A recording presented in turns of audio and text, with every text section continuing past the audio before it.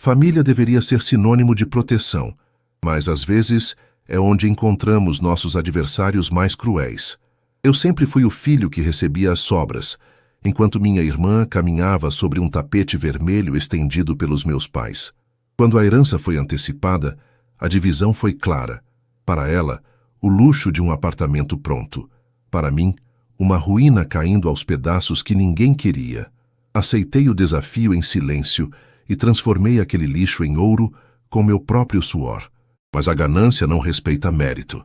Quando minha mãe viu o palácio que eu havia construído, a máscara caiu e a ordem de despejo veio. Saia! Agora isso pertence à sua irmã. O que eles não sabiam é que eu estava passos à frente.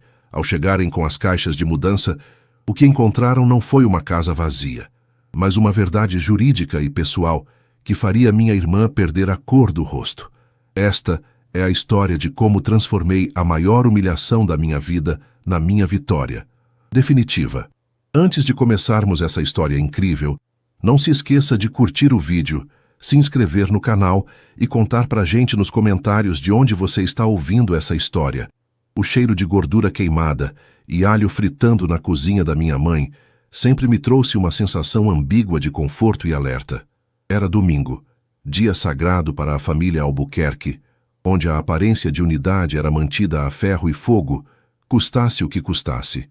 Eu, Dante, com meus 28 anos e calos nas mãos de quem trabalha com logística, desde os 18, já sabia que aquele almoço não era apenas para comer a famosa lasanha da Dona Berenice. Havia uma tensão no ar, uma eletricidade estática que fazia os pelos do meu braço se eriçarem. Meu pai, Otávio, estava sentado na cabeceira, limpando os óculos de grau com a barra da camisa social que ele insistia em usar até nos finais de semana, enquanto minha irmã Lorena, 2 anos mais nova, digitava furiosamente no celular, ignorando o mundo ao redor com aquele ar de superioridade que ela aperfeiçoara desde o berçário. Dante, pare de roer as unhas, por favor. Você já é um homem feito, disparou minha mãe, saindo da cozinha com a travessa fumegante. Ela nem olhou para mim.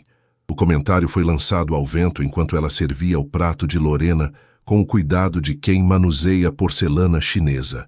Desculpe, mãe. É o hábito, respondi, escondendo as mãos sob a toalha de renda branca. O almoço correu com a trivialidade de sempre.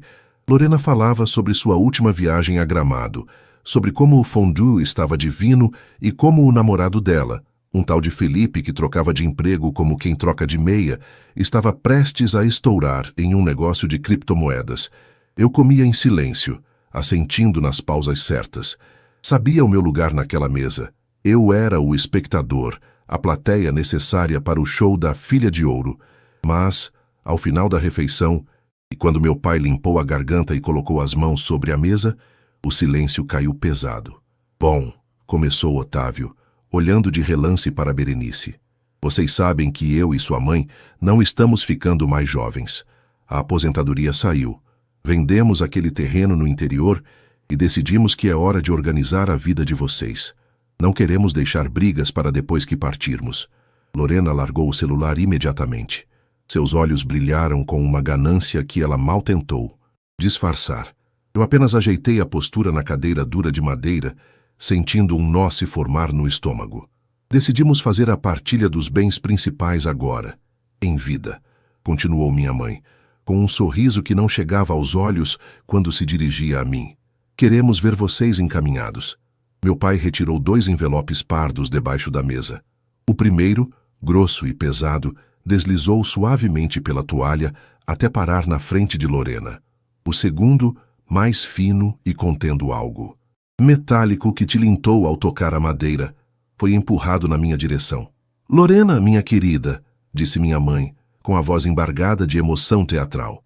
Nós compramos aquele apartamento no Residencial Vértice, aquele com a varanda gourmet que você tanto elogiou quando passamos na frente mês passado. Está quitado, reformado e mobiliado. É seu. Lorena soltou um grito agudo, levando as mãos à boca. O Residencial Vértice era um empreendimento de alto padrão na Zona Nobre. Era a cidade. Valia, no mínimo, uns R$ 700 mil. Tinha piscina aquecida, Academia, portaria 24 horas e vizinhos que dirigiam carros importados. Ai, meu Deus! Mãe! Pai! Eu não acredito! Ela se levantou e correu para abraçá-los, chorando lágrimas que, eu admito, pareciam genuínas de felicidade, mas carregadas da certeza de quem sempre teve tudo. Eu vou ter meu próprio closet. Finalmente! Eu permaneci imóvel. O envelope na minha frente parecia irradiar calor. Eu sabia que não podia esperar equidade. Nunca houve. Quando éramos crianças, se Lorena tirava um 7 na escola, ganhava sorvete. Se eu tirava 9, perguntavam por que não foi 10. Mas a diferença entre um apartamento de luxo e o que quer que estivesse naquele envelope parecia um abismo intransponível. E para você, Dante, disse meu pai, voltando a sentar-se após o abraço da filha, com o tom de voz mudando para algo mais prático, quase de negócios. Nós decidimos passar a escritura da casa antiga, da sua avó Zulmira. O silêncio que se seguiu na minha mente foi ensurdecedor. A casa da avó Zulmira, aquela casa no bairro industrial, esquecida pelo tempo, fechada há quase 8 anos desde que a velha faleceu. A casa da avó? Perguntei. Minha voz saindo mais rouca do que eu pretendia.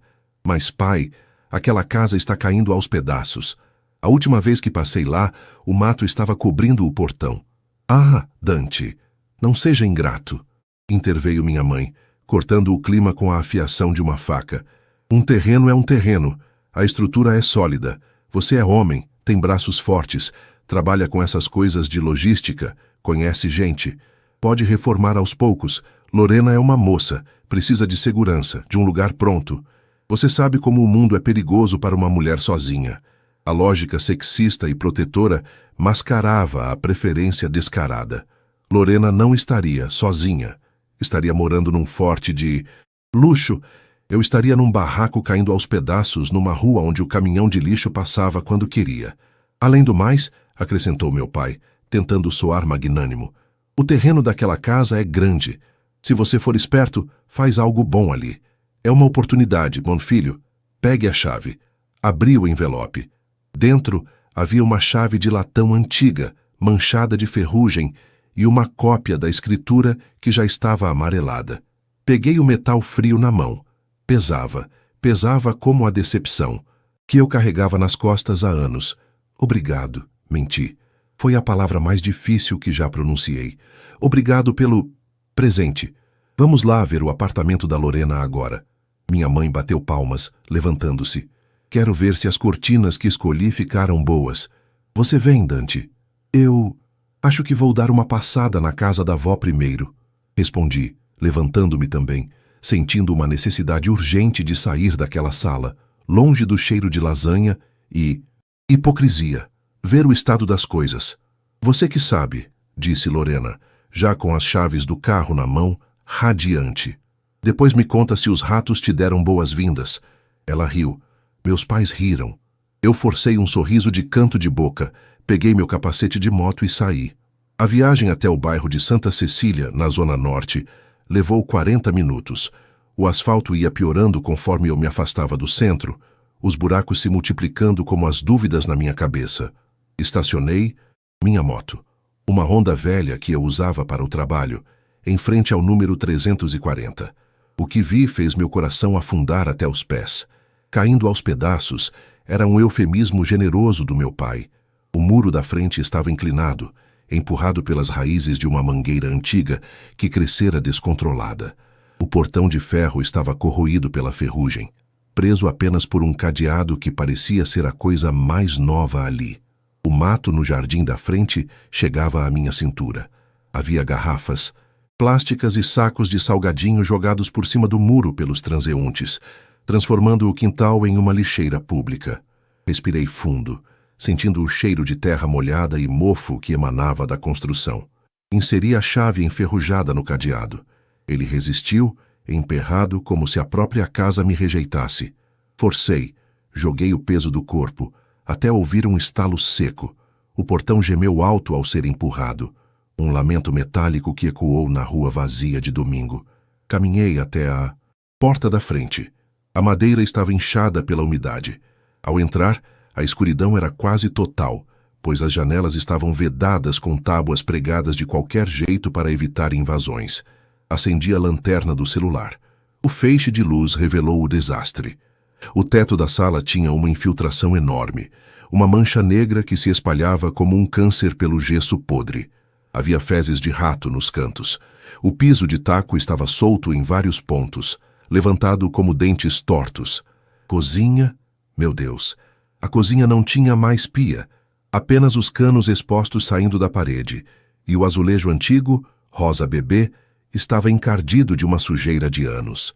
Fui até o quintal dos fundos. Era enorme. Isso meu pai não tinha mentido. Mas era uma selva. Havia entulho de obras vizinhas jogado ali, restos de tijolos, madeira podre. No fundo, um quartinho de despejo sem telhado parecia me encarar como uma caveira. Sentei-me no degrau da varanda dos fundos, ignorando a poeira que sujaria minha calça jeans. Tirei o celular do bolso e vi uma notificação no grupo da família. Era uma foto.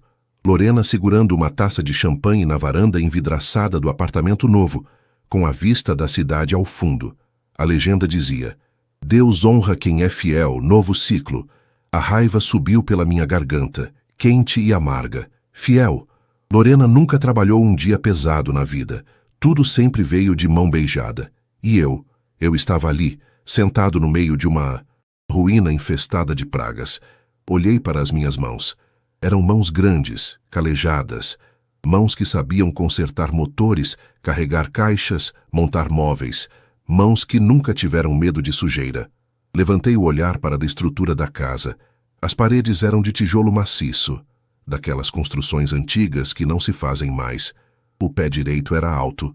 O terreno tinha espaço para uma piscina, uma área de churrasqueira, um jardim de verdade. Uma ideia maluca, perigosa e exaustiva começou a germinar na minha mente. Eles achavam que tinham me dado um problema. Achavam que eu ia vender esse terreno por uma merreca para qualquer construtora e gastar o dinheiro pagando aluguel. Eles me deram lixo, esperando que eu continuasse sendo o coitadinho do Dante, o filho que se contenta com pouco. Levantei-me e chutei um pedaço de telha quebrada. O som estalado me despertou. Quer saber? Falei em voz alta para os ratos e para as paredes mofadas. Vocês não sabem com quem mexeram. Eu ia transformar aquilo. Não para provar algo para eles, ou talvez fosse sim, mas porque era a única coisa que eu tinha. Eu ia pegar aquela ruína e transformá-la em algo que faria o apartamento de porcelanato da Lorena parecer uma caixa de sapatos sem alma. Tirei a camisa, sentindo o sol fraco da tarde nas costas, e comecei a arrancar o mato com as próprias mãos. A cada erva daninha que eu puxava com raiva, visualizava o rosto de deboche da minha irmã. Aquele seria meu combustível. A casa da vó Zulmira não seria meu túmulo, seria meu palácio. E eu tinha exatamente R$0 no banco para começar, mas tinha ódio e vontade de sobra. A vingança começava agora, e ela teria cheiro de cimento, cal e suor. Acordei na segunda-feira sentindo como se um caminhão tivesse passado por cima de mim, dado ré e passado novamente. Minhas mãos, desacostumadas com a violência de arrancar mato na unha, estavam cheias de cortes, superficiais e bolhas estouradas. O despertador tocou às 5:30 da manhã. O som estridente cortando o silêncio do meu quarto alugado, uma kitnet apertada no centro que consumia 30% do meu salário. Olhei para o teto mofado daquele lugar que nem era meu, e pela primeira vez não senti o desânimo habitual. Senti urgência. No trabalho, o galpão de logística parecia mais barulhento do que nunca. O bip incessante das empilhadeiras, o cheiro de diesel queimado e o grito dos encarregados se misturavam numa sinfonia de caos industrial. Eu operava a empilhadeira mecanicamente, empilhando pallets de eletrodomésticos que eu jamais poderia comprar, mas minha mente estava longe. Estava na Rua das Acácias, número 340. "Ô Dante, tá dormindo aí, cara? Vai derrubar a carga!" gritou Marcão, um gigante de quase 2 metros que trabalhava comigo no turno. Parei a máquina e respirei fundo. Marcão era o único ali que eu considerava amigo. Ex-pedreiro. Tinha mãos que pareciam pás de escavadeira e um conhecimento prático que valia mais que qualquer diploma de engenharia. No intervalo do almoço, Sentei-me com ele num canto do refeitório, abrindo minha marmita de arroz, feijão e uma linguiça murcha. Marcão, preciso de um conselho. Comecei hesitante. Ganhei uma casa. Ele parou com o garfo no meio do caminho, os olhos arregalados. Ganhou? Na loteria? E tá fazendo o que aqui comendo essa boia fria? Maluco? Não é bem assim. Ganhei uma herança antecipada dos meus pais. Só que é a casa velha da minha avó. Tá caindo aos pedaços. Mato, infiltração, telhado podre, o pacote completo do pesadelo. Expliquei a situação, omitindo a parte humilhante sobre o apartamento da Lorena. Não queria piedade. Contei apenas sobre o estado do imóvel e minha falta de dinheiro. Marcão mastigou lentamente, analisando as fotos que eu mostrava no celular. Rapaz, isso aí não é uma casa. Mas é um sítio arqueológico. Ele riu, apontando para a foto do teto preto de mofo. Mas a estrutura é de tijolo maciço. Isso aí aguenta um bombardeio. Hoje em dia fazem prédio com bloco de isopor e gesso. Essa casa tem ossos fortes. O problema é a carne podre em volta. Eu quero reformar, sozinho. Não tenho grana para empreiteira. Marcão me olhou sério, limpando o canto da boca com as costas da mão. Sozinho você morre e a casa fica. Você precisa de estratégia. Primeiro, derruba tudo que tá podre. Não tenha dó. Segundo, telhado. Se não arrumar o telhado, não adianta pintar parede. Terceiro, elétrica e hidráulica. O resto é maquiagem. Você me ajuda? Pedi, sentindo o peso da humilhação de ter que pedir favor. Não tenho como te pagar agora, mas prometo que... Para com isso. Ele cortou. Fim de semana eu apareço lá. Tu paga as cervejas e a carne. A gente vê o que dá para salvar. Mas já vou avisando. Vai doer. A confirmação de Marcão foi o empurrão que eu precisava. Naquela noite, tomei a decisão mais drástica da minha vida. Liguei para o dono da minha kitnet e avisei que sairia no fim do mês. Eu não podia pagar aluguel e comprar cimento ao mesmo tempo. A conta não fechava. Eu ia morar na obra. As 2 semanas seguintes foram um borrão de exaustão física e mental. Saía do trabalho às 17 horas, comia um salgado na rua e ia direto para a casa. A primeira tarefa foi a limpeza bruta. Aluguei uma caçamba, o que levou embora quase todo o meu vale-refeição do mês, e comecei a guerra. Não havia romantismo nenhum naquilo. O cheiro era insuportável. Encontrei ninhos de ratos dentro do forro de madeira, baratas que pareciam blindadas e uma quantidade absurda de lixo acumulado. Cada saco de entulho que eu carregava para a caçamba pesava 1 tonelada. Meus ombros queimavam, minhas costas travavam, e a poeira impregnava meus poros de tal jeito que, mesmo depois de 3 banhos, eu ainda sentia o gosto de terra na boca. Numa quarta-feira à noite, estava marretando o azulejo rosa da cozinha, usando uma máscara descartável que já estava preta de sujeira, quando meu celular tocou. Era minha mãe. Hesitei em atender. Minhas mãos tremiam pelo esforço da marreta, cobertas de cal e pó de cimento. Limpei a tela com a camisa suada e atendi. Oi, mãe. Dante, que barulho é esse? Parece que está numa guerra. A voz dela soava límpida, sem ruídos. De fundo, provavelmente ligando do conforto do ar-condicionado. Estou na casa, mãe, tirando os azulejos velhos. O desinteresse na voz dela foi palpável. Escuta, estou ligando porque a Lorena está super chateada. Você acredita que a entrega do sofá italiano atrasou 2 dias? Ela está numa pilha de nervos, coitada. Queria saber se você não pode ir lá no apartamento dela amanhã, depois do trabalho, para ajudar a receber umas caixas de decoração. O Felipe viajou a negócios e ela não quer ficar sozinha com os entregadores. Parei, a marreta pesada pendendo na minha mão direita. O contraste era tão violento que me deu náuseas.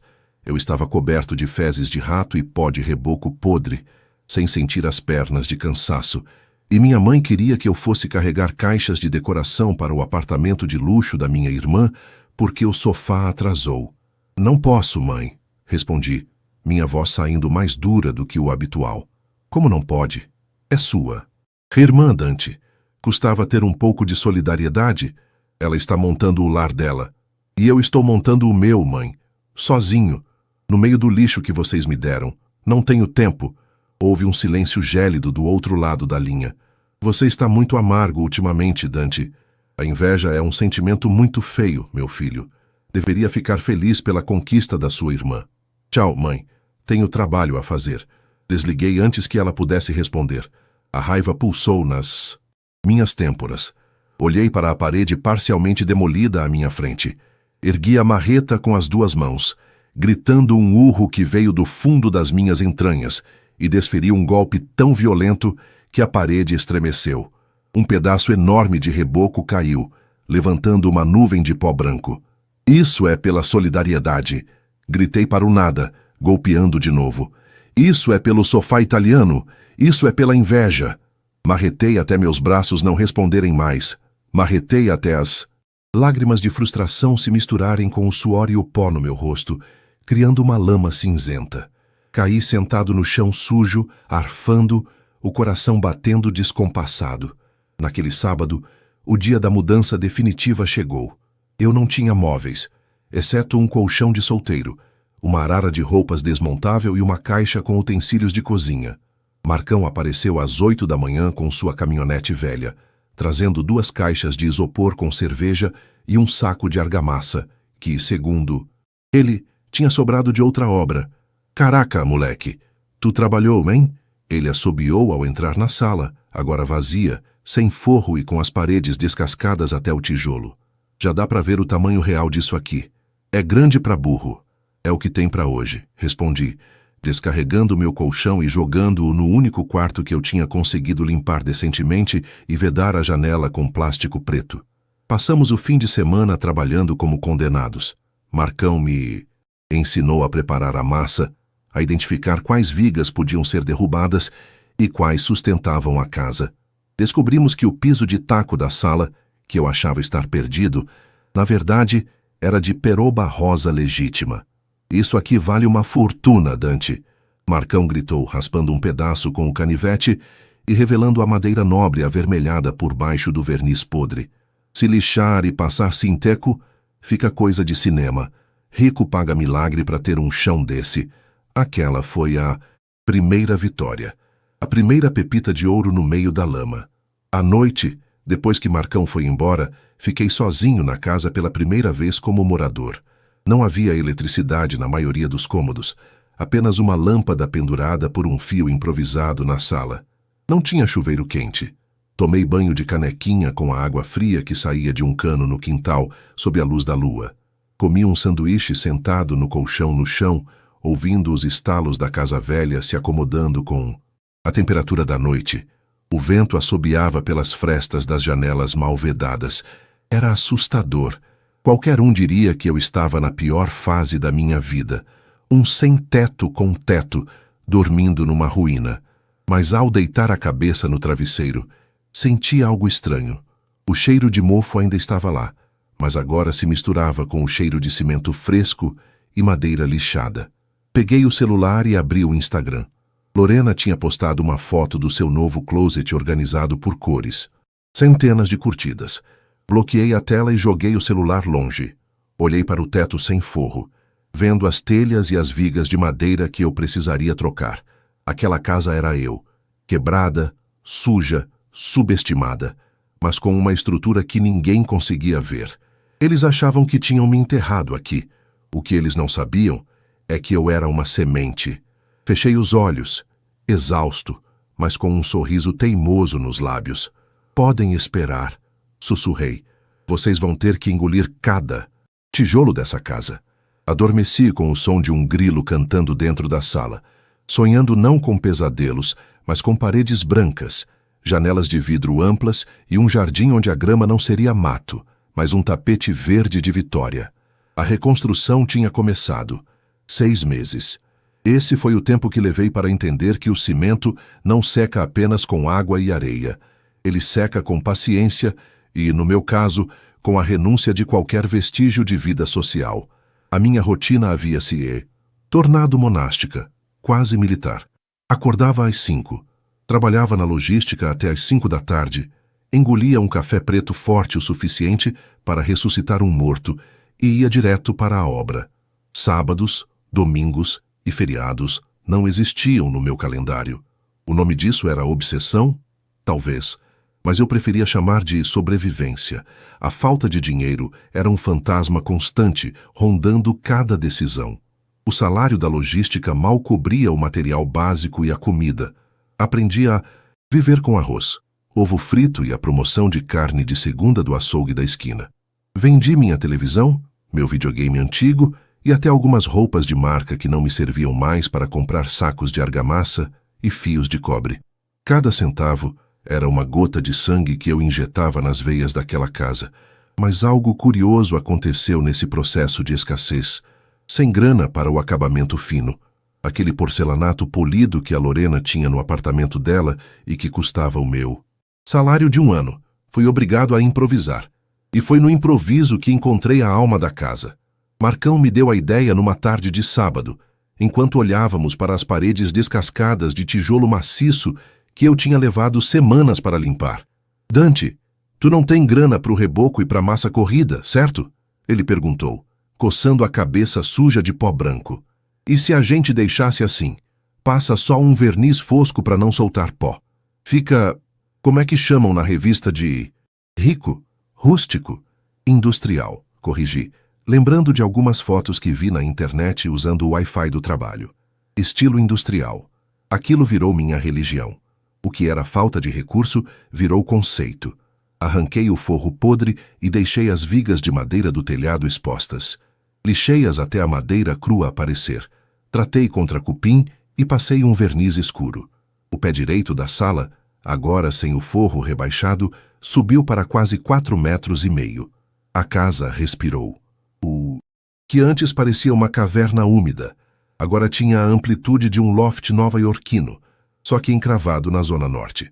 A parte elétrica foi outro desafio que virou trunfo. Sem dinheiro para quebrar as paredes e embutir os conduítes novos, comprei tubulação galvanizada externa. Pintei tudo de preto fosco. O contraste dos tubos pretos correndo sobre os tijolos de barro vermelho envelhecido ficou sensacional. Era agressivo, masculino, moderno. Era a antítese do apartamento clean, bege e asséptico da minha irmã. E por falar nela, a visita aconteceu numa terça-feira chuvosa, no 4º mês de obra. Eu estava no quintal, debaixo de uma lona improvisada, tentando restaurar uma porta de madeira maciça que encontrei numa caçamba de lixo no centro. Estava sujo de lama até os joelhos, barbudo e com olheiras profundas. O portão da frente, que eu já havia consertado e pintado de grafite, bateu. Era o carro da minha mãe, um SUV prata reluzente. Lorena estava no banco do carona. Meu coração acelerou. Não de alegria, mas daquele reflexo condicionado de defesa que desenvolvi ao longo dos anos. Dante! Gritou minha mãe da janela do carro, sem descer por causa da garoa fina. Abra esse portão, menino. Trouxemos umas coisas para você. Corri para abrir, sentindo a água gelada encharcar minha camiseta. O carro entrou devagar, desviando de uma pilha de areia que eu ainda não tinha movido. Lorena desceu, segurando um guarda-chuva enorme, olhando ao redor com um nariz torcido de quem sente cheiro de esgoto. Meu Deus, Dante, ela disse, pisando na ponta dos pés para não sujar o tênis branco de marca. Isso aqui ainda está assim? Parece cenário de filme de terror. Como você consegue dormir aqui? É uma obra, Lorena. Obras têm poeira. Respondi seco, limpando as mãos num pano velho. Viemos trazer umas coisas que sobraram da minha mudança, disse ela, apontando para o porta-malas. Umas almofadas que não combinaram com o sofá novo, umas panelas velhas que a mãe ia jogar fora e... tem um micro-ondas que está com o prato giratório quebrado, mas acho que funciona. Pensei que você precisaria, já que você não tem nada. Era humilhante. O tom de caridade na voz dela era mais afiado que um bisturi. Elas não viam o potencial. Elas viam o lixo. Obrigado, murmurei, pegando a caixa pesada. Minha dignidade gritava para eu recusar. Mas eu realmente precisava de um micro-ondas, mesmo que quebrado. O orgulho não esquenta comida. Minha mãe desceu do carro, olhando para a fachada da casa. Eu tinha removido o reboco externo também, revelando os tijolos, e instalado janelas enormes de vidro temperado que comprei de segunda mão de um prédio comercial que estava sendo demolido. Eram janelas de chão ao teto, com esquadrias de ferro preto. Para mim, aquilo era arte. Para minha mãe, parecia incompleto. Você tirou o reboco? Ela perguntou horrorizada. Dante, filho, vai ficar parecendo casa de pobre que não teve dinheiro para terminar. É o estilo, mãe. Chama-se tijolo aparente. Estilo... Ela riu, um riso nervoso. Só você mesmo. Olha, se precisar de dinheiro emprestado para comprar tinta e cobrir essa coisa vermelha, fale com seu pai. Juros de família, claro, mas ele empresta. Não precisa. Está exatamente como eu quero. Bom, a gente não vai demorar. Cortou Lorena, voltando para o carro como se o ar dali fosse tóxico. Tenho hora no dermatologista. Ah, Dante, o papai perguntou se você quer vender o terreno. Tem um cara querendo fazer um estacionamento aqui. Ofereceu 80 mil. Dá para você dar entrada num estúdiozinho e sair desse buraco. 80 mil. O terreno valia, no mínimo, 300 só pela localização. Eles queriam que eu desistisse. Queriam que eu validasse a teoria deles de que eu era um fracassado incapaz. De gerir um patrimônio. Diz pro papai que o terreno não está à venda, respondi, fechando o porta-malas com um pouco mais de força do que o necessário. E diz para ele que quando eu terminar, o estacionamento dele não vai pagar nem o portão dessa casa. Lorena soltou uma gargalhada genuína, jogando a cabeça para trás. Ai, Dante, você é hilário. Adoro esse seu otimismo delirante. Tchauzinho, irmão. Vê se não pega tétano. O carro saiu cantando pneu, jogando lama nas minhas pernas. Fiquei ali, parado na chuva, segurando a caixa de doações como se fosse uma bomba relógio. A raiva, que antes era uma chama, agora era um inferno nuclear. Entrei em casa, joguei a caixa num canto e fui para o que seria a sala de estar. A luz da tarde entrava pelas janelas gigantes de vidro recuperado, iluminando o piso de peroba rosa que eu e Marcão tínhamos acabado de restaurar. O brilho da madeira, profundo e avermelhado, contrastava com o rústico das paredes e o preto da estrutura metálica. Era lindo. Era único. Não havia nada parecido no residencial Vértice.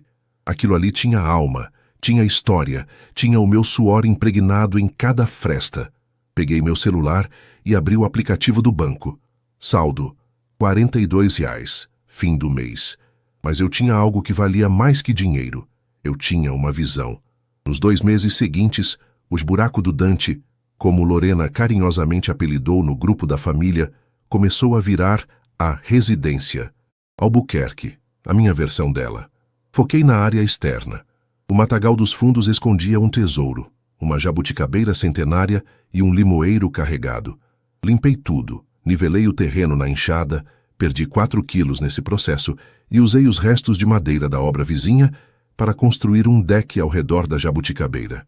Comprei grama esmeralda em promoção, placas soltas que eu mesmo plantei, uma a uma, deixando espaços que preenchi com pedriscos brancos baratos. Instalei luzes amareladas, daquelas de gambiarra chique, cruzando o jardim de um lado ao outro. À noite, quando acendi pela primeira vez, sentei no deck com uma cerveja barata na mão. A luz suave iluminava os tijolos da casa, refletia no vidro das janelas amplas e destacava a beleza da árvore. Parecia uma daquelas casas de revista de arquitetura, daquelas que ganham prêmios por sustentabilidade e retrofit. Eu tinha transformado uma ruína em um oásis urbano. E então, o destino, ou talvez a minha teimosia, decidiu me dar o golpe de sorte final. Eu precisava de móveis. Não podia colocar o sofá velho da minha tia na sala que estava ficando uma obra de arte. Comecei a garimpar em lojas de móveis usados, ferros velhos e leilões de escritório. Encontrei um sofá de couro legítimo, marrom, estilo Chesterfield, num bazar de igreja. Estava rasgado num braço e o dono queria se livrar dele por R$ 200. Comprei. Aprendi no YouTube a costurar. Corite, comprei um kit de reparo e passei 3 noites restaurando aquela peça. Quando terminei, hidratei o couro. Ele ficou com aquela aparência vintage, vivida, que custaria R$ 10.000 numa loja de design. Fiz uma mesa de centro com um pallet industrial lixado e rodas de ferro fundido. Fiz luminárias com garrafas de vidro e filamentos de carbono. Cada peça tinha uma história. Cada canto da casa era uma vitória pessoal contra a mediocridade do pronto para morar. 8º. Esse mês, a casa estava 90% pronta. Faltavam detalhes, mas já era habitável e, modéstia à parte, espetacular. Eu não havia convidado ninguém. Queria que a surpresa fosse total. Mantive o segredo a 7 chaves. No grupo da família, eu apenas respondia: "Tá indo", devagar e sempre. Deixava que pensassem que eu ainda estava vivendo no meio do entulho. Mas a virada real aconteceu numa sexta-feira à tarde. Eu estava terminando de instalar uma torneira gourmet, que comprei, usada, e consertei a vedação na ilha de concreto que eu mesmo moldei na cozinha, quando ouvi batidas no portão. Não eram batidas comuns, eram batidas de autoridade. Sequei as mãos e fui atender. Era um oficial de justiça. Meu coração parou. Será que havia alguma dívida antiga da minha avó? Algum imposto atrasado que meus pais esqueceram de avisar? "Senhor Dante Albuquerque?" perguntou o homem, de terno cinza e pasta na mão. "Sou eu. Tenho uma notificação para o senhor referente ao imóvel." Ele me entregou um papel timbrado. Abri o envelope ali mesmo, na calçada, sob o sol quente. Meus olhos correram pelas linhas jurídicas complicadas até pararem no valor venal reavaliado pela prefeitura para fins de IPTU, devido às melhorias visíveis na fachada e estrutura. A prefeitura tinha passado fazendo o recadastramento aéreo com drones. Eles viram a piscina, que eu tinha feito de alvenaria e azulejo azul petróleo, pequeno luxo que me custou 3 meses de salário, o deck, o paisagismo, a nova área construída. O valor estimado do imóvel, que na partilha constava como terreno baldio com edificação precária, valendo 150 mil pires por, agora estava atualizado. Valor venal estimado: 850 mil reais. Eu li de novo: 850 mil reais. Um sorriso lento se formou no meu rosto. A casa valia mais que o apartamento da Lorena. Eu havia valorizado o imóvel em quase 500%, com mão de obra própria e garimpo de materiais.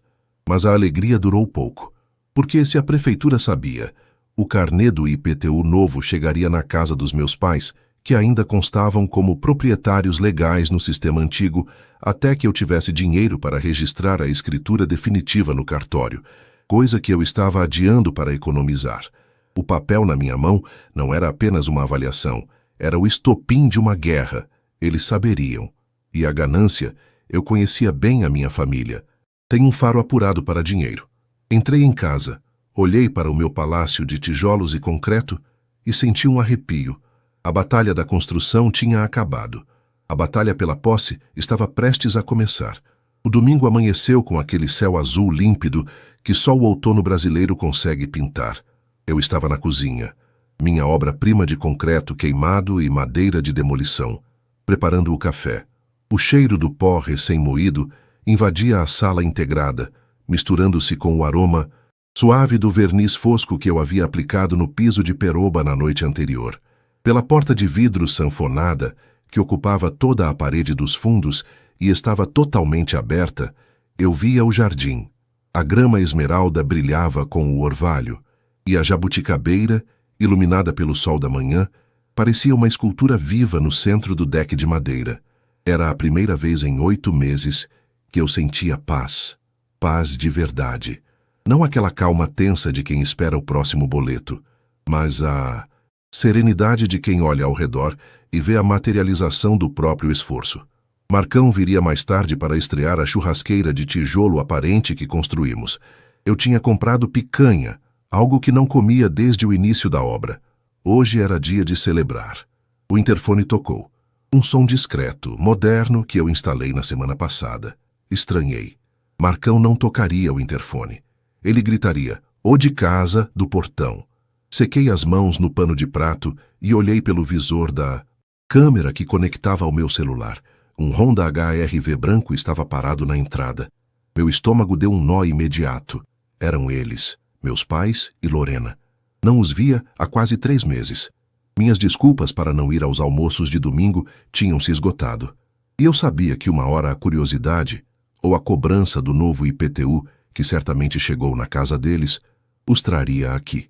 Respirei fundo, contei até 3 e apertei o botão de abertura do portão automático. O motor deslizou suavemente, sem o gemido enferrujado de antigamente. Esperei na porta pivotante de madeira maciça, 3 metros de altura, restaurada de um casarão demolido no centro. Quando o carro estacionou na vaga de pedriscos brancos, o silêncio que se seguiu ao desligamento do motor foi pesado. Lorena foi a primeira a descer. Ela usava óculos escuros enormes e uma saída de praia, como se estivesse indo para um resort, não para a casa do irmão na Zona Norte.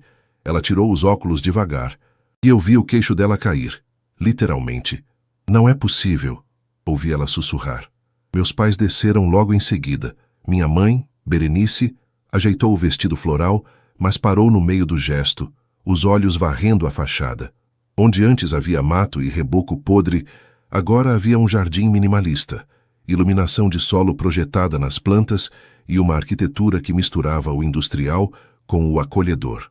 Oi, família, disse eu, tentando soar casual, apoiado no batente da porta. Vieram para o churrasco? Eles não responderam. Caminharam até a entrada como se estivessem entrando em um templo ou em uma loja de decoração caríssima. Minha mãe passou a mão na parede de tijolinhos aparentes na sala de estar, sentindo a textura. Dante, a voz do meu pai, Otávio, tremeu.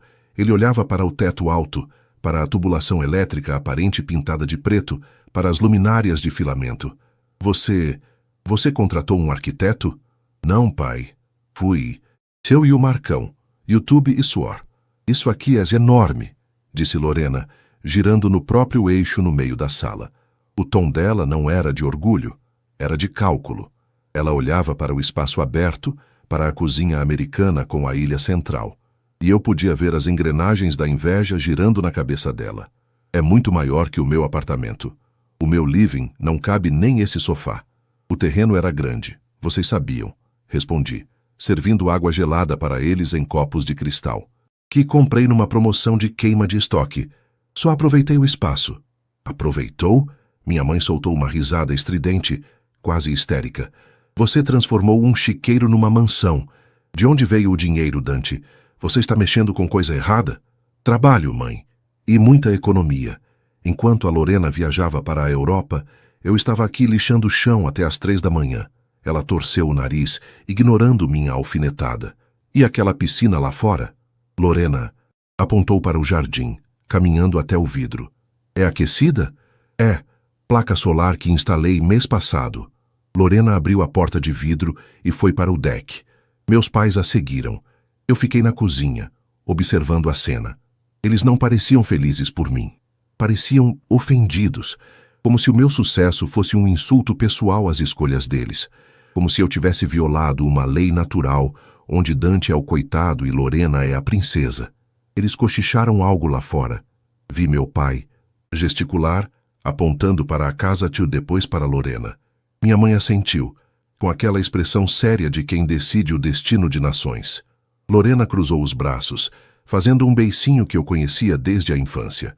O beicinho de eu quero. Voltaram para a sala. O clima tinha mudado. A temperatura caiu uns 10 graus, apesar do sol lá fora. Sentem-se, por favor, disse meu pai, indicando a mesa de jantar de madeira maciça e ferro que eu tinha construído. Ele sentou, na cabeceira, a minha cabeceira. Sentei-me de frente para ele, sentindo o músculo da minha mandíbula travar. Algum problema? Dante, recebemos uma notificação da prefeitura essa semana. Começou meu pai, tirando um papel dobrado do bolso da camisa. Sobre a reavaliação venal do imóvel. Eu imaginei. O valor subiu. Subiu? Lorena riu, debochada. Triplicou, Dante. Essa casa agora vale quase 900 mil reais. O meu apartamento vale 700. E olhe lá, porque o mercado imobiliário deu uma esfriada na Zona Sul. E qual o problema? Perguntei, mantendo a voz calma, embora meu coração estivesse batendo como um tambor de guerra. Valorizei o patrimônio. Isso é bom. É bom, mas gera um desequilíbrio, disse minha mãe, cruzando as mãos sobre a mesa.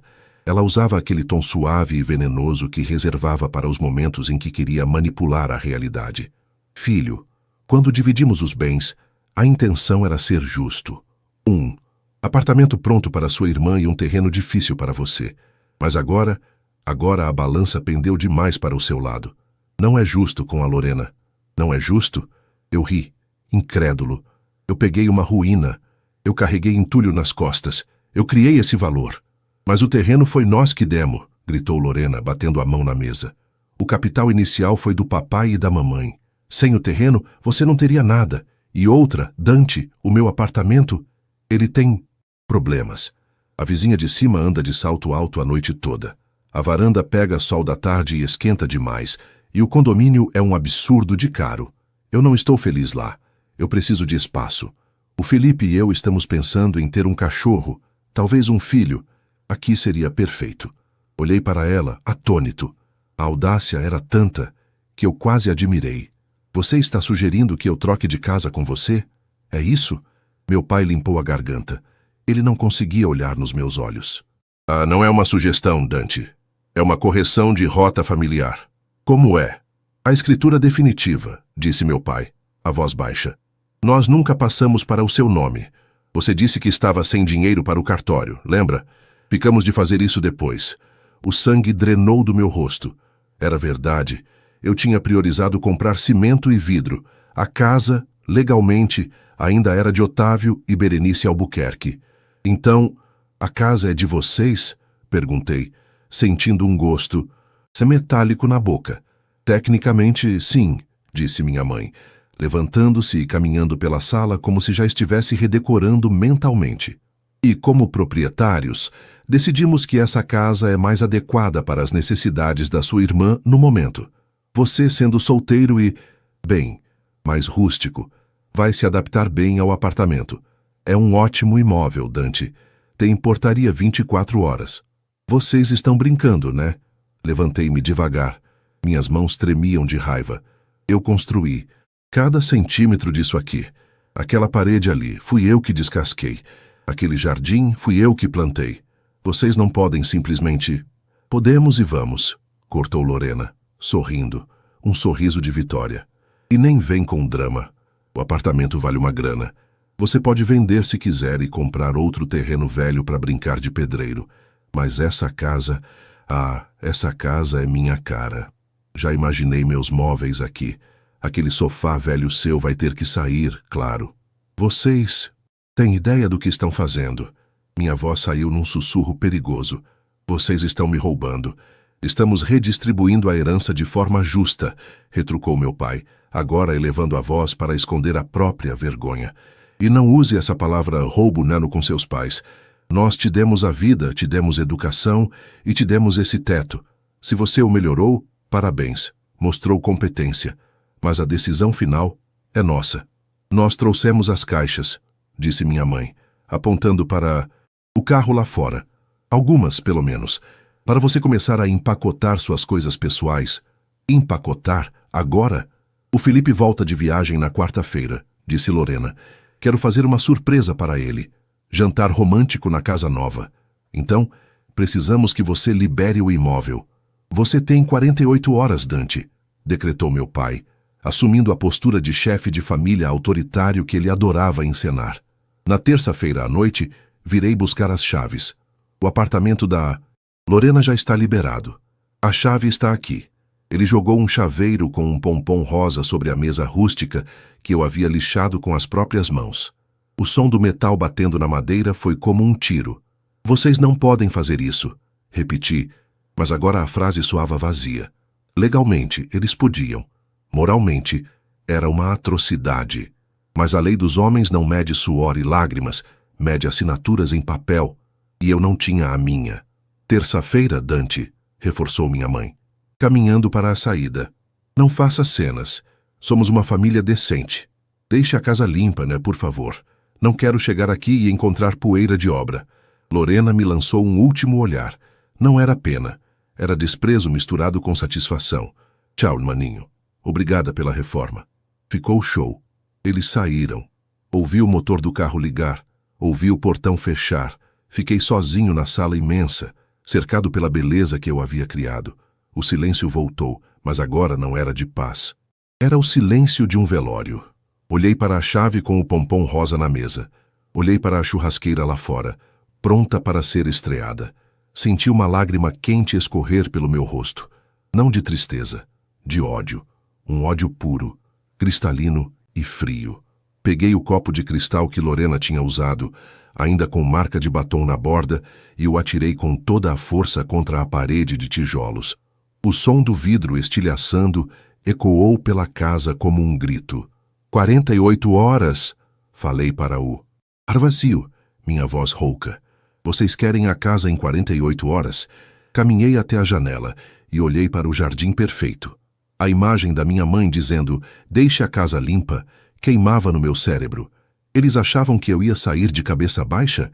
Achavam que eu ia entregar meu palácio para a princesinha brincar de casinha em cima do meu sacrifício? Eles esqueceram de um detalhe. Eu construí essa casa. Eu sabia onde ficava cada viga, cada cano, cada fio e, mais importante, eu sabia o que sustentava o quê.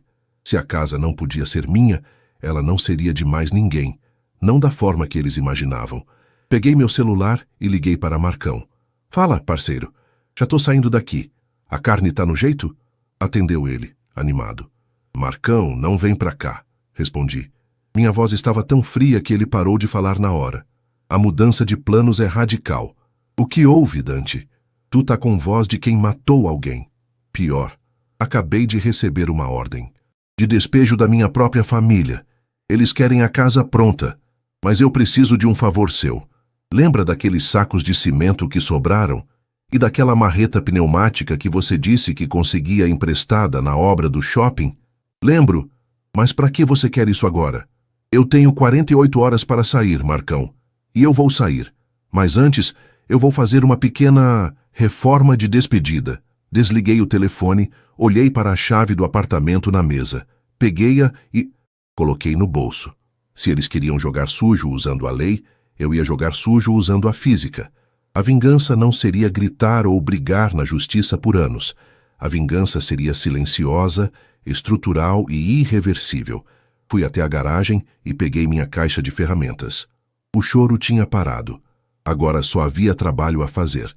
Marcão chegou 30 minutos depois da minha ligação. Ele desceu da caminhonete com a testa franzida, segurando a marreta pneumática como se fosse uma arma. Quando entrou na sala e viu o copo estilhaçado e o meu estado, sentado no chão, olhando para o nada com um sorriso torto, ele soltou a ferramenta no chão com um baque surdo. Desembucha, Dante. O que tá pegando? Quem morreu? Contei tudo. Contei sobre a visita, sobre o valor venal, sobre o apartamento da Lorena e sobre o ultimato de 48 horas. A cada frase, o rosto de Marcão mudava de confusão para incredulidade, e de incredulidade para uma fúria silenciosa que espelhava a minha.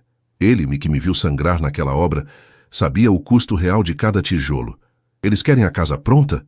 Marcão perguntou, cruzando os braços grossos como troncos. Querem o filé mignon depois de terem te dado o osso roído? É isso. E, legalmente, a casa é deles. A escritura está no nome do meu pai. Se eu ficar, a polícia me tira. E o que você vai fazer? Vai entregar? Ele me olhou com desafio. Levantei-me, sentindo a adrenalina limpar o cansaço das minhas veias. Vou entregar exatamente o que eles me deram, Marcão. Eles me deram um terreno e uma estrutura velha. O resto é meu. O vidro, o piso tratado, a fiação, o paisagismo, a hidráulica nova, tudo isso é benfeitoria minha, e eu vou levar comigo, ou destruir o que não puder levar. Marcão abriu um sorriso lento, perigoso. Ele entendeu. Desconstrução reversa. Eu gosto. Mas temos pouco tempo. Temos o domingo todo, a segunda inteira e a manhã de terça. O caminhão de mudança da Lorena chega terça às 2 da tarde. Então para de choramingar e pega a talhadeira. Vamos fazer barulho. Começamos pelo jardim. Era a parte que mais me doía, mas era necessária. A grama esmeralda, que eu havia plantado em placas, ainda não tinha enraizado profundamente no solo compactado. Enrolamos cada metro quadrado como se fossem tapetes verdes e jogamos na caçamba da caminhonete do Marcão. O que sobrou foi a terra nua, revirada, feia. O deck, de madeira ao redor da jabuticabeira, foi desmontado tábua por tábua. A madeira era tratada, cara. Eu não ia deixar para a Lorena tomar sol e beber spritz em cima do meu suor. Arranquei os pregos com raiva, deixando os buracos expostos no solo. A árvore, antes a rainha do quintal, agora parecia solitária no meio de um lamaçal. Quando a noite caiu, entramos na casa. A iluminação cênica do jardim já não existia. Liguei o refletor de obra, aquela luz branca e dura que revela todas as imperfeições. O vidro, apontei. As janelas temperadas, valem 5.000 cada uma. Desparafusamos as esquadrias de alumínio preto. O som da parafusadeira ecoava na sala vazia. Com cuidado cirúrgico, removemos os vidros gigantes. Sem eles, o vento noturno entrou uivando, trazendo folhas secas e poeira para dentro da sala. A casa começou a perder a alma, voltando a ser a carcaça fria que eu encontrei meses atrás. Mas o verdadeiro golpe, a assinatura da minha vingança, viria na estrutura. Marcão, lembra daquele saco de cimento rápido? Perguntei, olhando para o banheiro principal. Aquele que a Lorena provavelmente usaria para seus banhos de espuma. O de secagem ultra rápida? Lembro.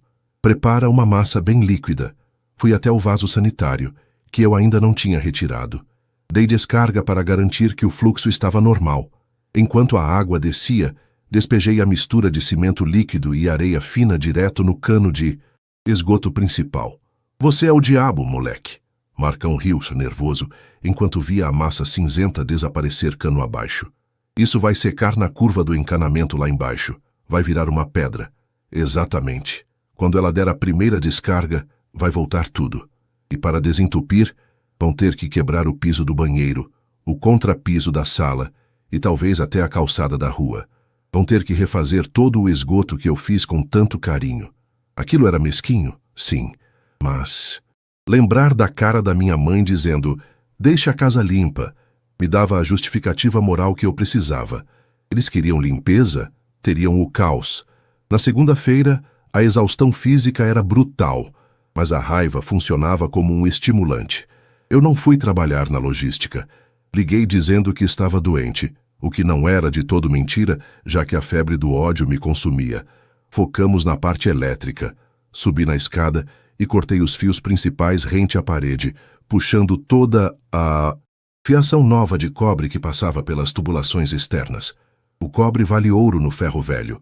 Enrolei os quilômetros de fio, deixando apenas os conduítes vazios, pretos e ocos, pendurados como tripas mortas nas paredes de tijolo.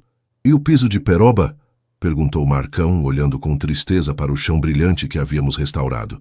Não dá para tirar sem quebrar. É colado e pregado.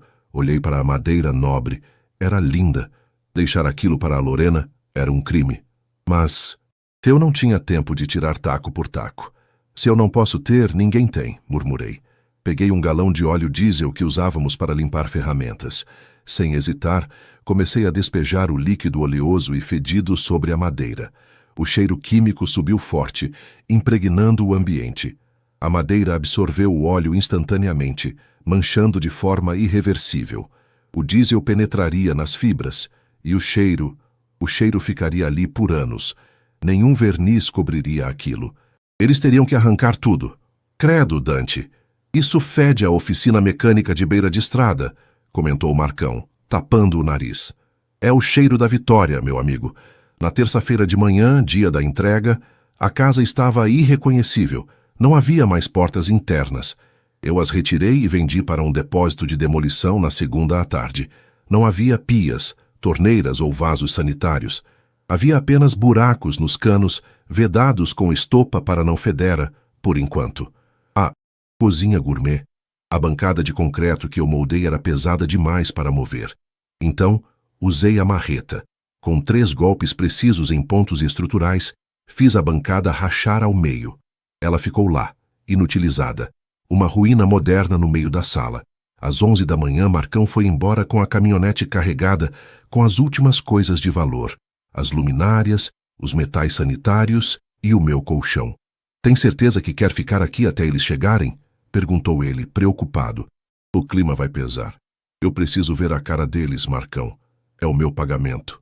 Ele assentiu, apertou minha mão com força e partiu. Fiquei sozinho. A casa agora era um galpão ventilado, sem janelas, cheirando a diesel e poeira. O vento assobiava livremente pelos buracos onde antes havia vidro. O jardim era um pátio de terra batida. Parecia um cenário de guerra ou uma daquelas casas abandonadas em Chernobyl. Sentei-me no degrau da entrada, o único lugar que permaneceu, intacto, e esperei. Olhei para o relógio. 13h50. O caminhão de mudança apontou na esquina. Era um caminhão grande, baú fechado, com o logotipo de uma empresa cara de mudanças. Logo atrás, o Honda HR-V dos meus pais e o carro esportivo do Felipe, o namorado da Lorena. Meu coração batia lento e pesado. Não havia mais nervosismo, apenas uma calma gelada. Eu tinha executado o plano com perfeição. O caminhão parou. Os carros estacionaram. Vi Lorena descer do carro do namorado. Ela usava um vestido branco esvoaçante e um chapéu de palha chique, segurando uma garrafa de champanhe. Felipe, um sujeito magro com cara de quem nunca trocou uma lâmpada, desceu sorrindo, filmando tudo com o celular para os stories. "Chegamos à nossa mansão", gritou Lorena para a câmera, dando um beijo na bochecha de Felipe. Meus pais desceram do carro deles, sorridentes, com aquela aura de dever cumprido. Eu me levantei devagar, limpando a poeira da calça. Jeans? Caminhei até o portão, que agora estava sem o motor elétrico. Então tive que empurrá-lo manualmente, fazendo aquele rangido horrível de ferro com ferro que existia no primeiro dia. Eles pararam. O sorriso de Lorena congelou. O celular de Felipe baixou lentamente. Da rua, a primeira coisa que viram foi a ausência das janelas. Os buracos negros na fachada encaravam a rua como olhos vazios de uma caveira. Depois, viram o jardim de terra revirada, a jabuticabeira, solitária no meio da lama. O que aconteceu aqui?" perguntou minha mãe, a voz falhando, levando a mão ao peito. "Dante?" Meu pai deu um passo à frente, os olhos arregalados de choque. "Onde estão as janelas? Onde está a grama?" Abri o portão completamente fazendo um gesto teatral de boas-vindas. "Vocês pediram a casa", disse eu, minha voz ecoando na rua silenciosa. "A casa está aí, a estrutura, o terreno e as paredes. Exatamente o que vocês me deram." Lorena correu para dentro, ignorando a lama que sujou seu salto alto. Ouvi o grito dela vindo da sala segundos depois. Um grito agudo, de horror puro. "O piso, o cheiro, mãe, a minha casa!" Caminhei tranquilamente até a calçada, passando pelos meus pais que estavam paralisados, pálidos como cera. Felipe olhava para a fachada destruída sem entender nada. "O que você fez, seu marginal?" gritou meu pai, recuperando a voz e vindo na minha direção com o dedo em riste. "Você destruiu o patrimônio da família. Vou chamar a polícia." "Pode chamar", respondi sem recuar 1 milímetro. Tirei do bolso as notas fiscais. Um maço grosso de papéis que eu tinha separado cuidadosamente. "Aqui estão as notas de tudo o que eu retirei. Vidros, fiação, metais, paisagismo, tudo comprado com o meu CPF e o meu dinheiro. O que é meu, eu levei. O que é de vocês, eu deixei. A casa está íntegra, pai, paredes e telhado. Como você disse, um terreno é um terreno." O grito de Lorena ficou mais alto. Ela saiu da casa correndo, chorando, o rímel escorrendo pelo rosto. O cheiro de diesel saía pela porta aberta atrás dela como uma nuvem tóxica. "Ele jogou óleo em tudo. Está tudo arruinado. Não tem luz, não tem água." Ela berrava, batendo os pés na calçada. "Felipe, faz alguma coisa. Ele destruiu meu sonho." Felipe me olhou, assustado. Eu era maior que ele, mais forte, e estava com um olhar que dizia claramente: "Tente a sorte." Ele recuou. "Você é um monstro, Dante", sibilou minha mãe, chorando de raiva. "Como pôde fazer isso com sua irmã? Com a gente?" "Justiça, mãe. Apenas justiça. Agora, se me dão licença, tenho uma mudança para fazer." Tirei a chave do apartamento do bolso, aquela com o pompom rosa ridículo, e balancei na frente deles. "O apartamento da Lorena tem escritura no nome de quem?" perguntei, sabendo a resposta. "No meu", disse meu pai, confuso. "Ótimo. Vocês me deram a chave.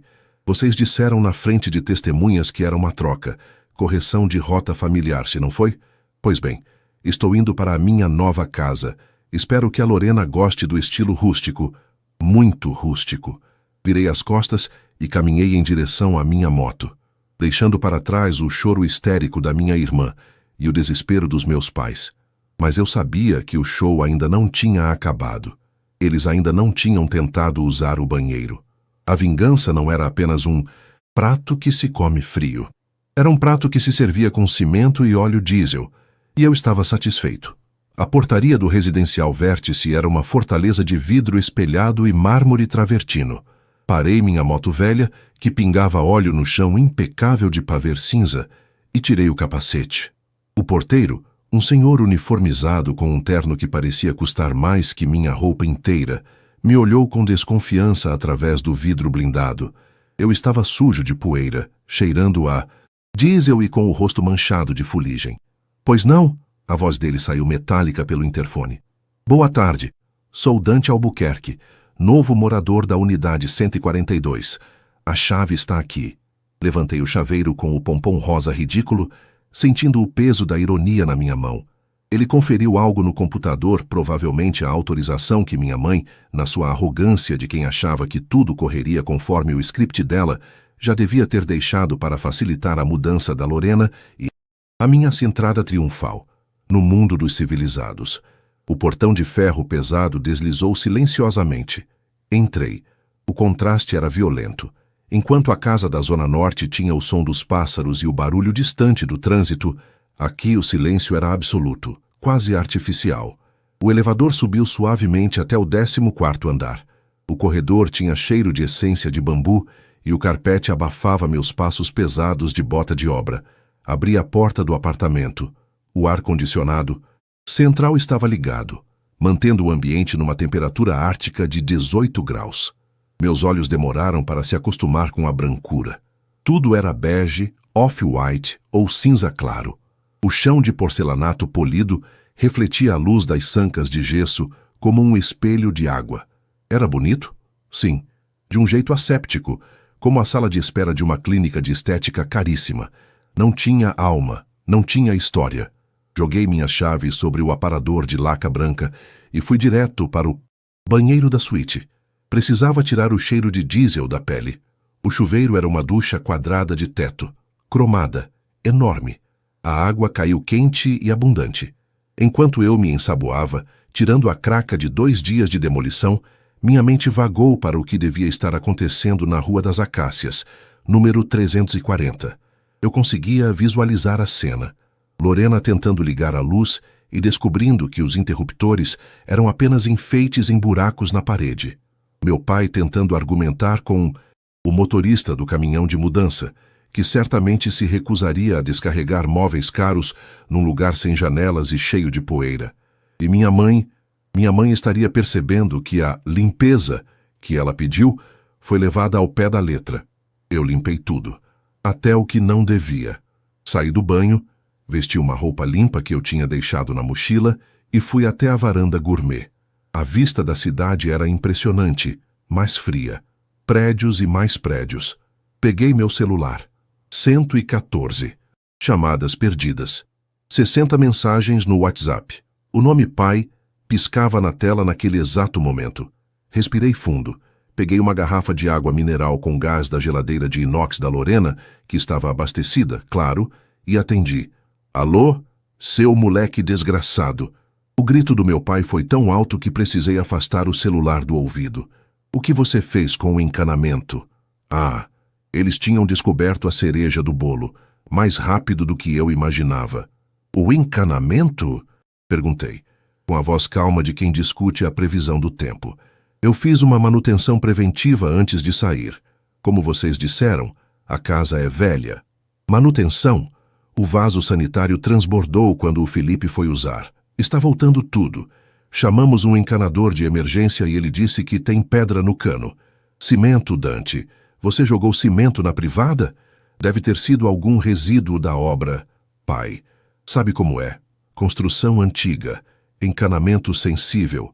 Tomei um gole da água, sentindo as bolhas estalarem na língua. Mas vocês não queriam a casa? A estrutura está aí. Encanamento é detalhe. Você é um criminoso. Agora era minha mãe gritando ao fundo.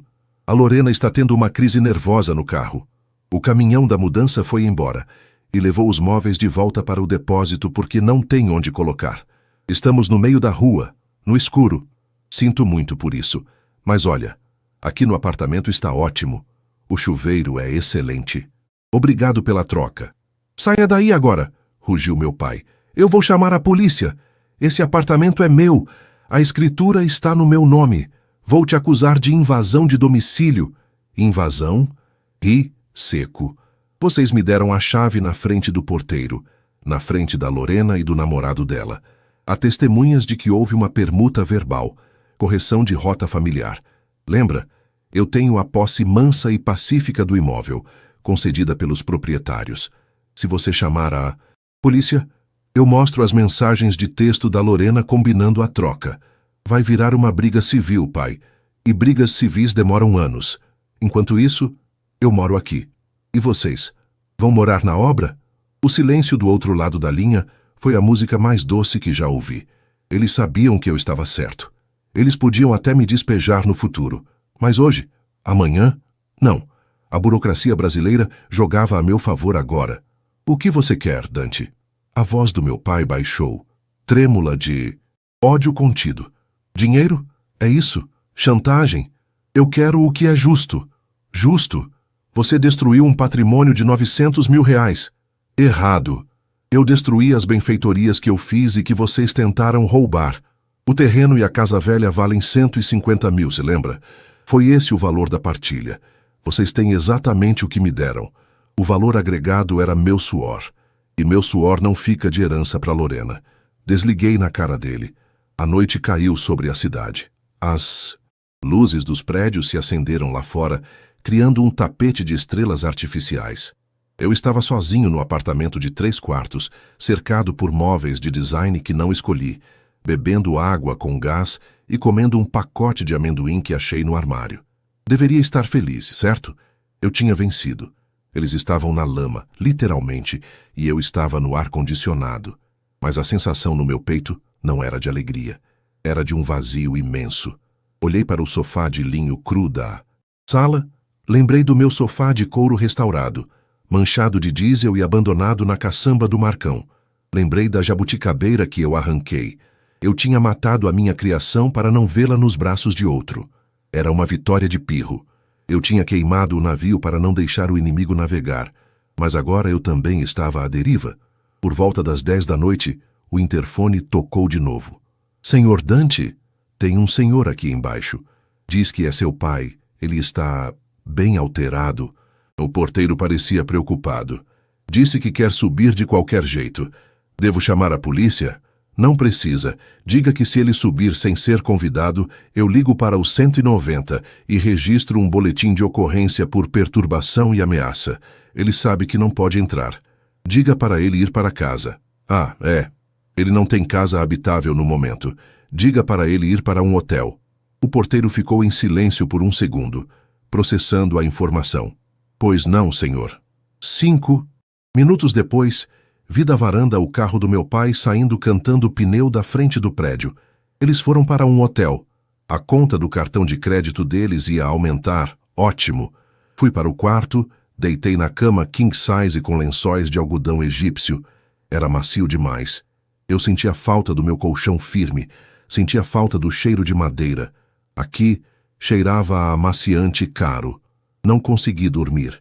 A adrenalina tinha baixado e agora a realidade batia. Essa situação era insustentável. Eu não podia ficar aqui para sempre. Eles entrariam com uma ação de reintegração de posse. Em 6 meses, talvez 1 ano, eu estaria na rua. E a casa da avó estava destruída. Eu não tinha para onde voltar. Eu tinha criado um impasse mexicano. Ninguém atirava, mas ninguém podia se mexer. Levantei às 3 da manhã, fui até a cozinha e fiz um café na máquina expressa chique da Lorena. Sentei na mesa de vidro e comecei a traçar um plano. Eu precisava transformar essa vantagem temporária em algo permanente. Eles precisavam de um lugar para morar. A Lorena não aguentaria um dia na casa velha. E meus pais não tinham dinheiro líquido para reformar tudo de novo agora, especialmente com o esgoto concretado. Aquilo custaria uns 40 mil para consertar, quebrando todo o piso. O apartamento era a única moeda de troca que restava. Peguei um papel e uma caneta Bic que estava no meu bolso. Comecei a escrever os termos de um acordo. Não um acordo de paz, mas de rendição. Venda do apartamento. O imóvel seria vendido imediatamente. Divisão. O dinheiro seria dividido, não meio a meio. Eu queria a parte que correspondia à valorização que eu gerei na casa e que eles tentaram tomar. A casa velha. Eles ficariam com o terreno. Podiam vender para o tal estacionamento por 80 mil. Eu não queria mais ver aquele lugar. Estava contaminado pela ganância deles. Era um plano arriscado. Eles eram orgulhosos. Mas o desespero é um ótimo negociador, e eles estavam desesperados.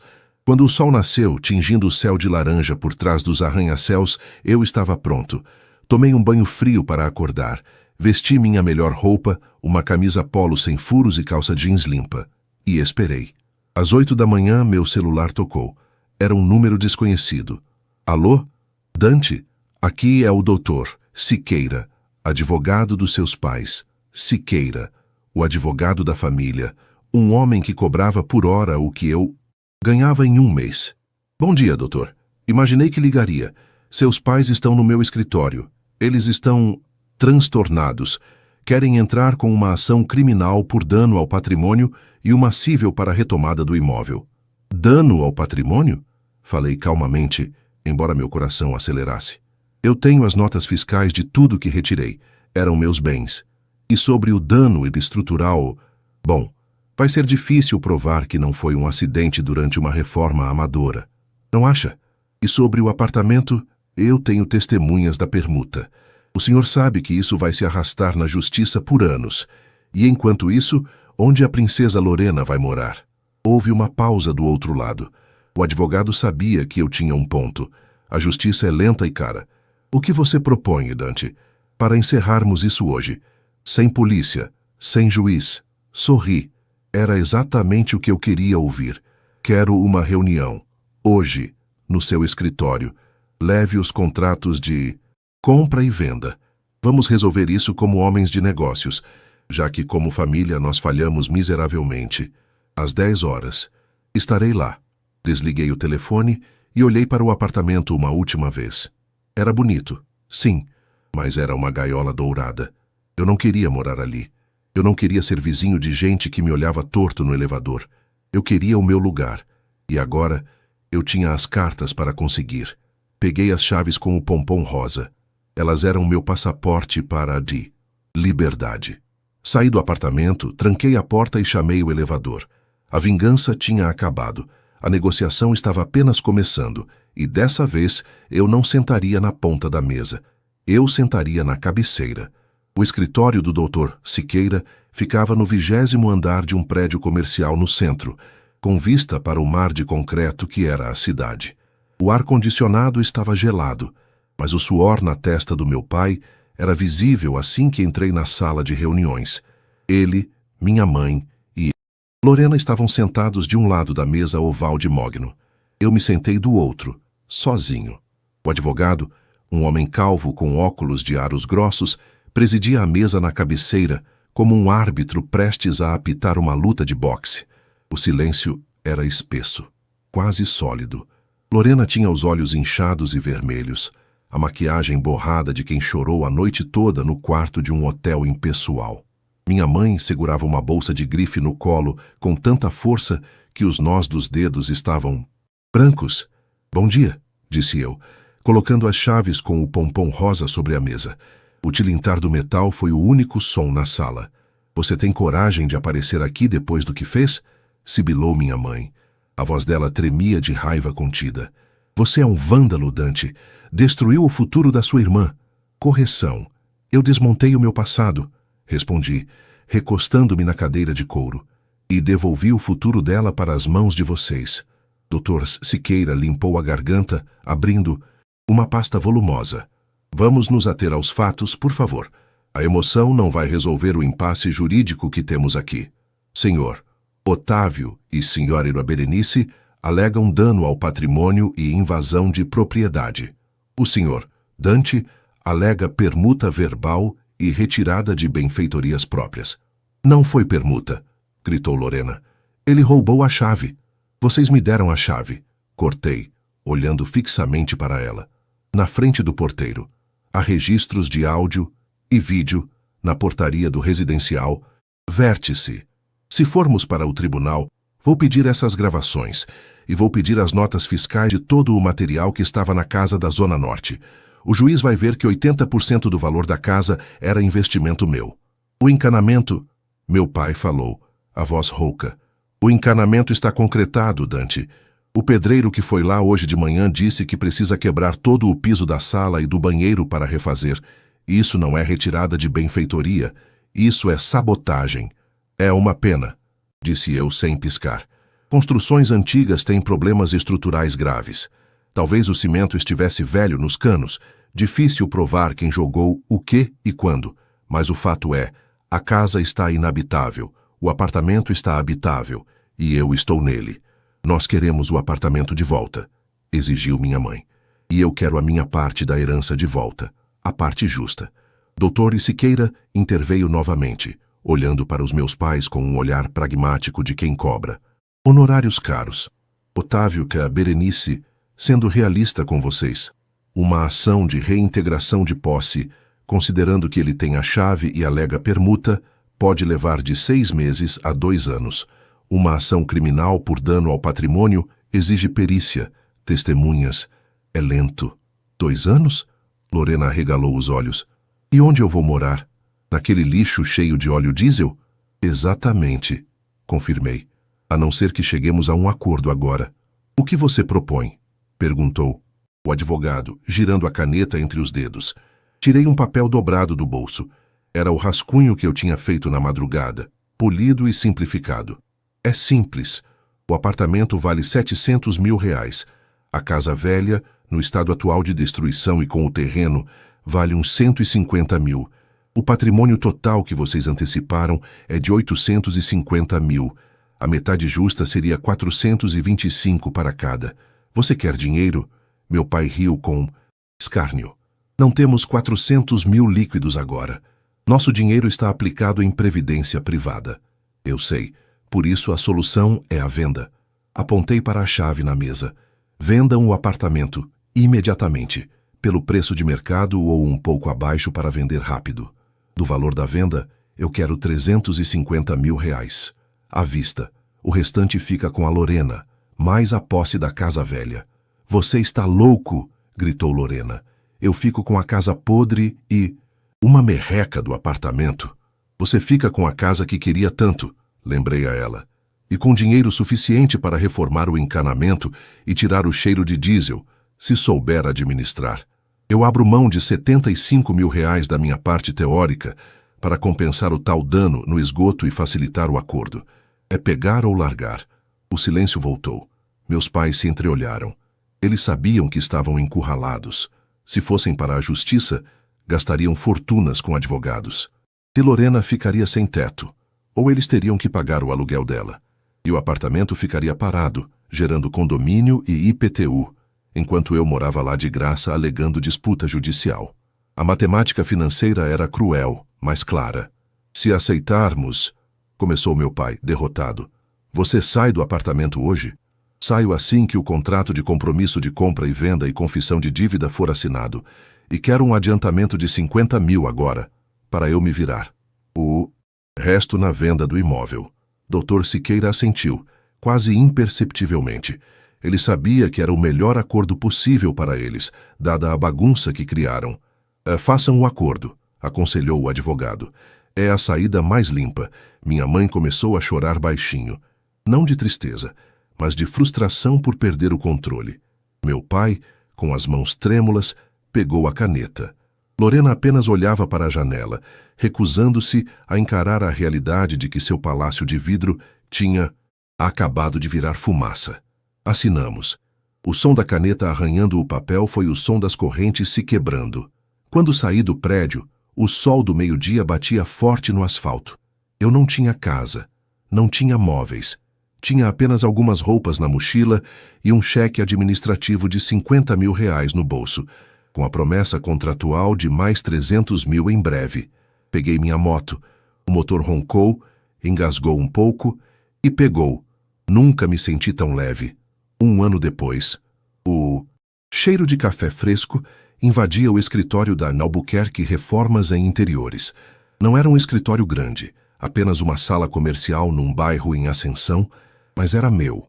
Na parede, fotos de antes e depois, das obras que eu tinha gerenciado nos últimos 12 meses. O dinheiro da venda do apartamento demorou 4 meses para sair, mas saiu. Com ele, comprei uma caminhonete usada, mas inteira, ferramentas de primeira linha e dei entrada num terreno pequeno, mas bem localizado. Não cometi o erro de construir uma mansão para impressionar ninguém. Construí um estúdio funcional, com estrutura metálica e vidro, meu estilo, onde eu morava nos fundos e trabalhava na frente. Marcão agora era meu sócio minoritário e chefe de obras. A gente não parava. A fama do cara que faz milagre com pouco dinheiro se espalhou na Zona Norte. Eu não era rico, longe disso, mas a conta fechava no azul todo mês, e eu dormia com a consciência tranquila de quem constrói o próprio destino. O telefone tocou. Era Marcão. Chefe, o cliente da Rua das Palmeiras aprovou o orçamento do deck. Podemos começar segunda. Ótimo. Compra a madeira tratada hoje à tarde. E Marcão, nada de diesel dessa vez, hein? Brinquei. Ele riu do outro lado. Pode deixar. Aquele cheiro ainda me dá pesadelos. Ah, e uma fofoca rápida. Passei na frente da casa da sua irmã hoje. Meu estômago deu um leve aperto, um reflexo antigo que estava quase curado. E aí? Tá lá. O mato cresceu de novo na frente. Parece que consertaram o esgoto, porque vi gente morando. Mas as janelas colocaram umas esquadrias de alumínio branco vagabundo, daquelas mais baratas. A fachada tá descascada. O Felipe largou ela, né? Soube pelo porteiro da vizinhança. É, eu soube. Pois é. A casa tá triste, Dante, sem alma. Igualzinha aos donos. Desliguei o telefone e olhei pela janela do meu escritório. Lorena tinha ficado com a casa, mas nunca teve a visão. Ela gastou a parte dela do dinheiro tentando manter as aparências, viajando para esquecer o estresse, e o dinheiro acabou antes da reforma terminar. Meus pais, amargurados com o prejuízo financeiro e moral, viviam reclamando que foram enganados pelo próprio filho. Eles nunca entenderam. Nunca entenderam que o valor não estava nos tijolos ou no endereço. O valor estava na capacidade de olhar para uma ruína e ver um castelo. E, mais importante, na força de vontade para levantar cada parede com as próprias mãos. Eles ficaram com a herança. Eu fiquei com o aprendizado. Fechei a pasta do novo projeto, apaguei a luz e saí. O sol estava se pondo, pintando o céu de laranja e roxo. Montei na minha caminhonete nova, com o logotipo da minha empresa na porta. Liguei o rádio. Uma música qualquer tocava, mas para mim soava como uma sinfonia. A vingança tinha sido doce, mas a liberdade era o prato principal. Eu estava apenas no primeiro gole.